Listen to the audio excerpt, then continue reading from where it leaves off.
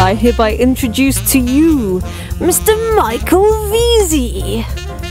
Welcome back to Amazing FBA. Today we are still talking about product selection, which is the kind of biggest question, or the most frequently asked question that I get. We've had it come up in the mastermind recently, and it's a crucial question, right? So by the way, if you want to check out the mastermind, we still have a couple of places left for our meeting in November. So check it out at amazingfba.com/mastermind. It's a physical mastermind. We meet in London once a month.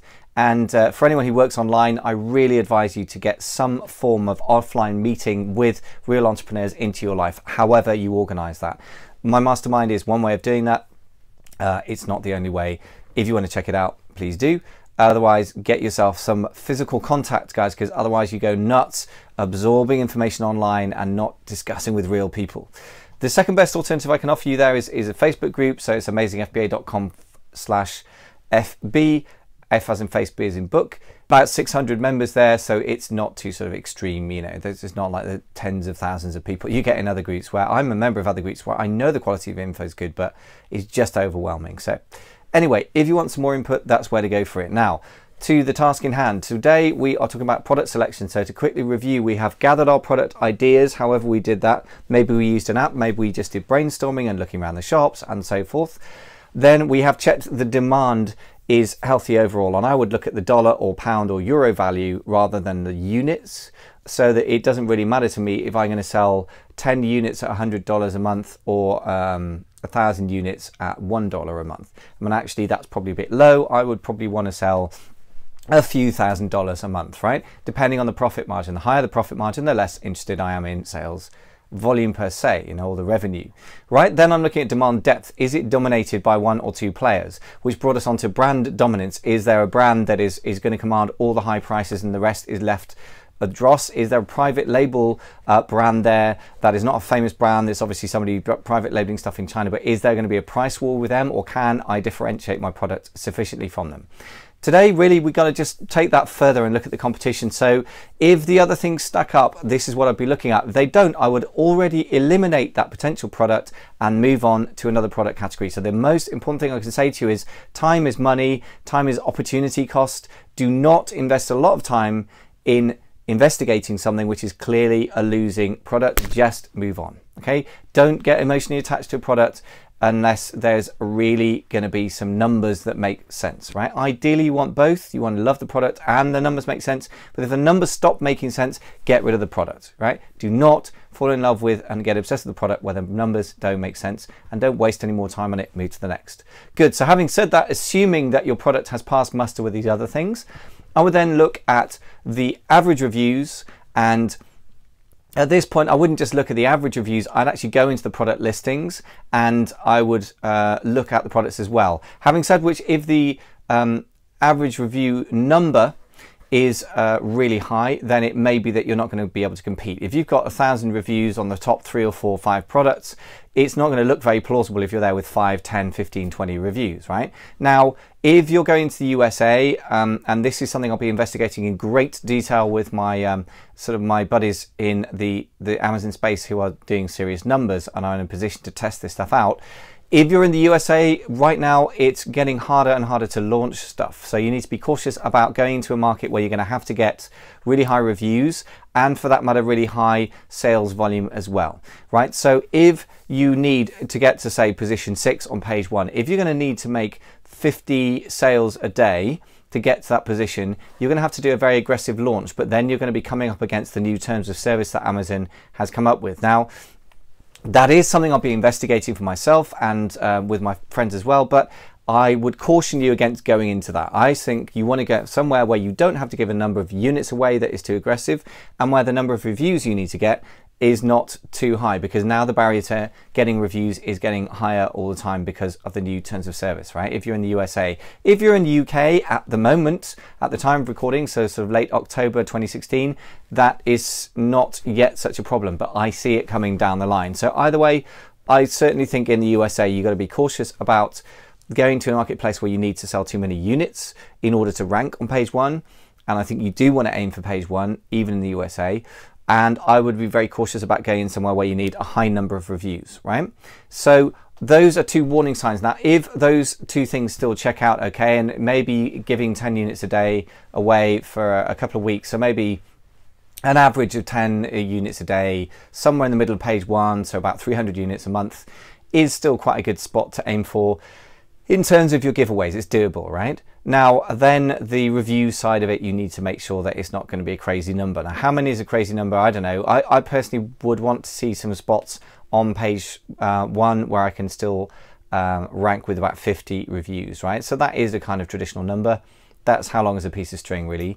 Now, what interests me more in some ways is the average review. Now, the average review is the average number of stars, and it's hard to know exactly how to interpret that in different marketplaces. Now, if you have an average about 4.55 stars across the board, it means most people are reasonably happy with their products.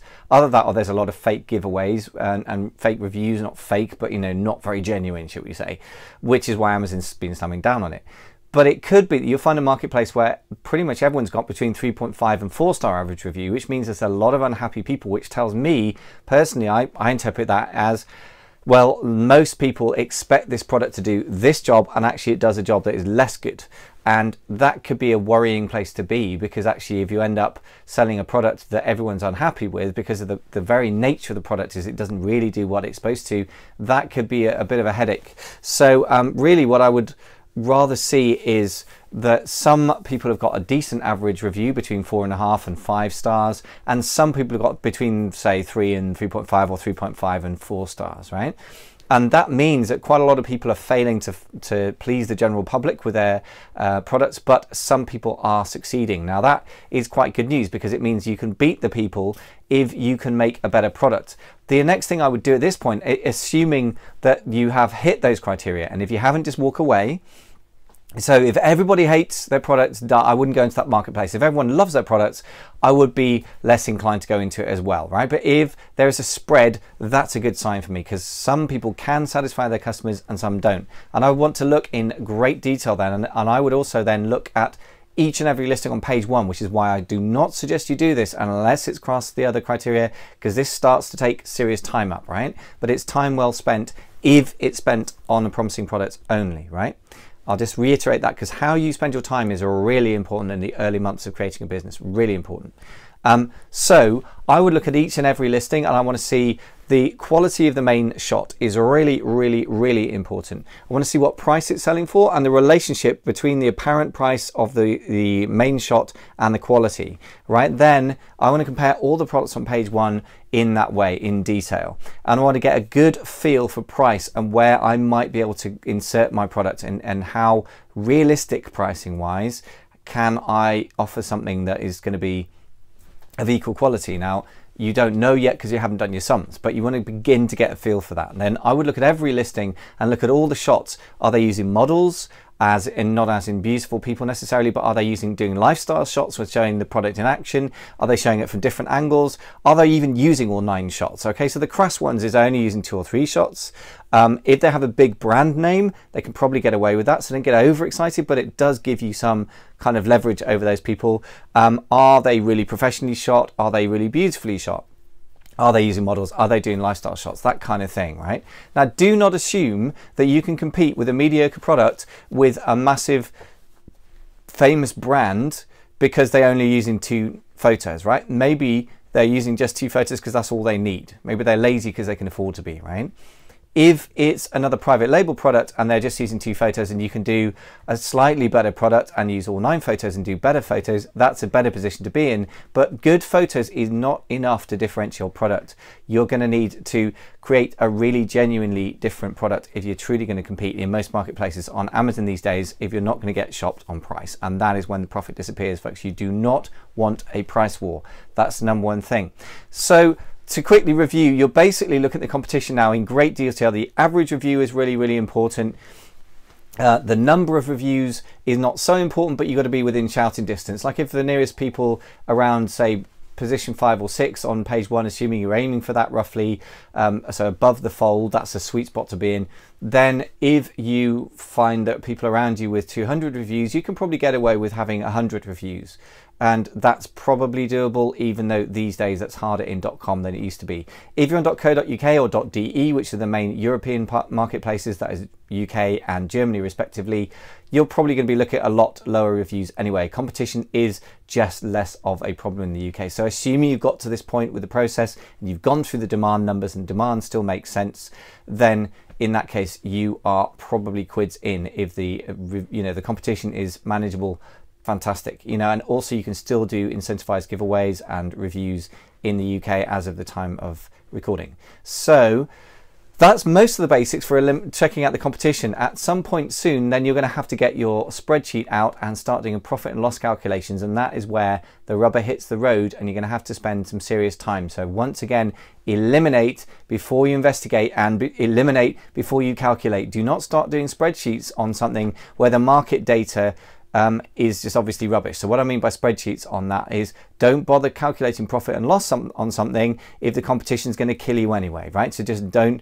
bother going further down your list of stuff than you need to, right? So maybe you start with 100 product ideas. By the time you've eliminated those with low demand, maybe you've got 30. By the time you've eliminated those with excessive competition, maybe you have 20 or 10, at least from your first batch, right? You may have to rerun this process 2, 3, 4, 5 times, right? So it's going to take you time. But by this point, once you're investigating in this level of detail, you don't want to be doing it with more than a handful of products, but that's fine because you've already found the potential winners. Now you want to check, are they really winners? And that is the business of the next episode. Speak to you then.